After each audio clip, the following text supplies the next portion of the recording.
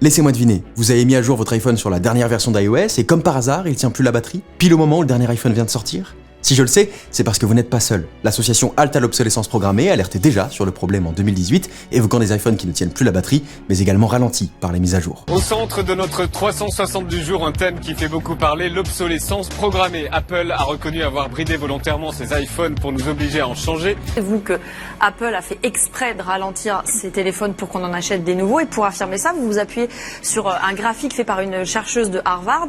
Elle a remarqué en fait que les recherches par Google iPhone lent connaissent un pic pile au moment où Apple sort ses nouveaux modèles. C'est valable pour l'iPhone 3G, le 4, le 4S, le 5 et le 5C. Si on observe ce phénomène depuis l'iPhone 3G, ça peut pas être un hasard. Aujourd'hui, je vais vous expliquer pourquoi votre iPhone devient obsolète au moment où le nouveau vient de sortir, et je vais vous donner la méthode pour le faire durer le plus longtemps possible. Dernière question, est-ce qu'il faut mettre à jour les iPhones? On vous le conseille pas trop. Ok, merci Laetitia Vasseur et Samuel Sauvage. Cette vidéo est en partenariat avec Setapp. Il vous est déjà arrivé d'être devant votre Mac, d'avoir besoin d'une fonction très précise, comme télécharger une vidéo YouTube, ajouter un fond de couleur sur un screenshot, supprimer le fond d'une photo, bref, de chercher pendant 30 minutes la bonne application, en acheter une et ne plus jamais en avoir besoin. Ce qui vous a manqué à ce moment-là, c'est Setapp. Setapp, c'est un store de plus de 230 applications, approuvées par leurs soins et constamment renouvelées, qui peuvent être installées sur votre Mac et votre iPhone en un clic. MindNode, que j'utilise pour organiser mes vidéos, Newton, mon app de mail, ou encore Session pour gérer votre temps de travail, sont toutes des apps que vous pouvez installer depuis Setapp sur votre Mac et votre iPhone. Ce qui fait la force de cette app, c'est qu'il se concentre sur les tâches avant les apps. En un clin d'œil, vous connaissez la fonction de chaque application, et vous pouvez être encore plus sélectif en parcourant les catégories et recommandations. J'ai découvert des apps dont je pensais ne jamais avoir besoin et dont je peux plus me passer. Et plutôt que de payer indépendamment pour toutes ces apps, vous payez un abonnement unique à partir de 9,99$ par mois. Chaque fois que vous avez une tâche précise à accomplir sur votre Mac, il y a une application pour ça sur cette app. Rendez-vous en description pour découvrir cette app et parcourir toutes les applications de leur sélection. Merci à eux de soutenir la chaîne cette année. Je suis désolé pour cette introduction alarmiste. J'avais pas le choix. J'avais pas le choix parce que si l'information avait autant d'impact que le sensationnalisme, ça se saurait, et je n'aurais pas besoin de frôler avec la théorie du complot pour retenir votre attention. Je vais vraiment vous donner la méthode pour que votre iPhone dure plus longtemps, mais avant je veux déconstruire ce à quoi vous croyez peut-être parce qu'on vous a menti. Quand Yann Barthès dit qu'Apple a reconnu avoir bridé volontairement ses iPhones pour nous obliger à en changer sur une grande chaîne à une heure de grande écoute, c'est un mensonge. Pour s'en rendre compte, il suffit de voir le contraste d'assurance entre cette accusation et celle des experts du sujet invités sur le plateau. Apple a reconnu avoir bridé volontairement ses iPhones pour nous obliger à en changer. On a l'impression très fortement qu'ils ralentissent les téléphones pour nous en faire acheter des nouveaux. C'est pour nous de l'obsolescence programmée. L'obsolescence programmée est un terme juridique. C'est l'ensemble des techniques mises en œuvre par le fabricant d'un produit pour réduire volontairement sa durée de vie. L'accusation de l'association Hop et l'affirmation de Yann Barthès est, comme toute bonne théorie du complot, assez simpliste pour être comprise par le plus grand nombre. Les mises à jour d'iOS ralentissent les iPhones. C'est simple, facile à comprendre. Et vous savez quoi?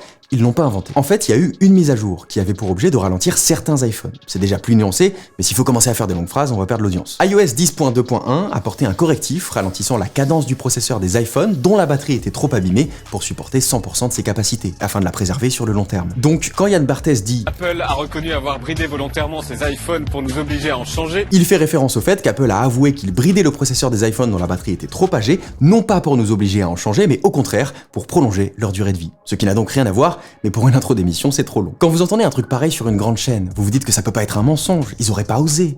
Eh bah si. Ce qui est regrettable, c'est qu'ils n'avaient pas besoin de raconter n'importe quoi pour mettre Apple en défaut. La réalité aurait suffi. Apple a bien été condamné. Pas pour obsolescence programmée, parce que la mesure consistait justement à préserver l'iPhone sur le long terme, mais pour défaut d'information des consommateurs qui constitue une pratique commerciale trompeuse par omission. 25 millions d'euros. Le problème, ce n'est pas de ralentir la cadence du processeur quand la batterie ne peut plus la supporter. Ça, c'est une solution. Le problème, c'est qu'à l'époque, Apple l'a dit à personne. Ils se sont réservés le droit de dire aux utilisateurs qu'ils pouvaient retrouver un iPhone comme neuf simplement en changeant la batterie. C'est honteux. Mais ça n'a rien à voir avec le fait de ralentir les iPhones avec les mises à jour d'iOS. Contrairement à ce que recommande l'association, et c'est ce qu'elle a dit de plus grave dans l'émission, vous pouvez non seulement faire les mises à jour, mais ne pas les faire constitue une faille de sécurité majeure. Parce que si vous ne les faites plus, vous ne profitez pas non plus des correctifs de sécurité. Mais alors qu'en est-il de ce fameux graphique démontrant le nombre de recherches iPhone lent après la sortie d'un nouvel iPhone?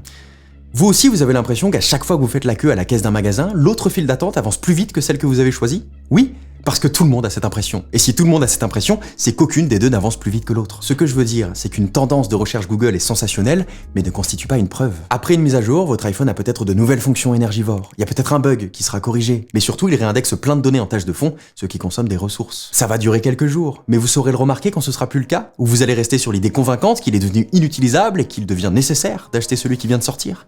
On est tous pareils. La bonne nouvelle, c'est que depuis qu'Apple a été condamné, l'information est bien plus claire. Vous pouvez voir la santé de votre batterie directement dans les réglages. Allez voir maintenant. Réglages, batterie, état de la batterie. Si vous vous approchez des 80% de capacité, votre instinct était le bon. Votre batterie est trop âgée pour garantir des performances de fluidité et de charge optimales. Et que vous l'ayez depuis 4 ans ou 1 an ne change rien. Une batterie ne vieillit pas avec le temps. Elle a un âge chimique qu'on calcule en cycle de charge. Votre batterie complète un cycle lorsqu'elle s'est déchargée d'une quantité égale à 100%. Si un jour votre iPhone consomme 75% de batterie et le lendemain 25, sa batterie a complété un cycle. Et à chaque fois, elle vieillit chimiquement, perdant peu à peu sa capacité, ce qui n'a rien à voir avec de l'obsolescence programmée. Une batterie, c'est une combinaison complexe de lithium, de technologie, de software et d'ingénierie sophistiquée. C'est un consommable dont l'usure est un phénomène chimique inévitable. J'ai fait beaucoup de recherches, écumé tous les articles et vidéos possibles pour trouver la méthode pour faire durer son iPhone le plus longtemps possible. Et après toutes ces recherches, je peux vous dire que les conseils que vous avez lus jusqu'ici ne servent à rien. Vous pouvez utiliser un chargeur rapide, vous pouvez utiliser un chargeur sans fil, vous pouvez laisser toutes vos apps ouvertes en arrière-plan, vous pouvez charger votre iPhone la nuit,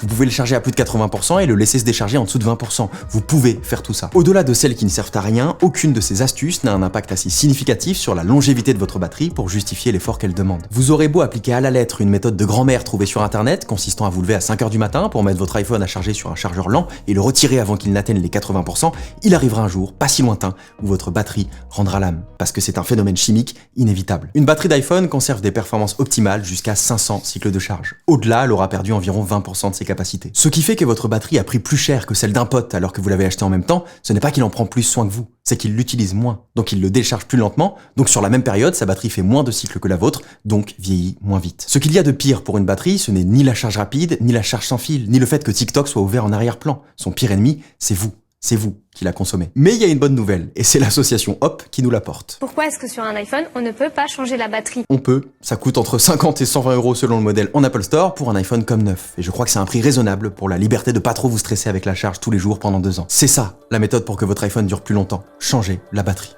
Maintenant, si votre iPhone a 3, 4 ans ou plus, il est probablement temps d'en acheter un nouveau. C'est une durée plus que raisonnable, et je m'engage chaque année à faire une analyse de la gamme pour vous orienter vers le bon modèle. Alors pensez à vous abonner. Merci à tous, merci à Setup, c'était Léo Duff.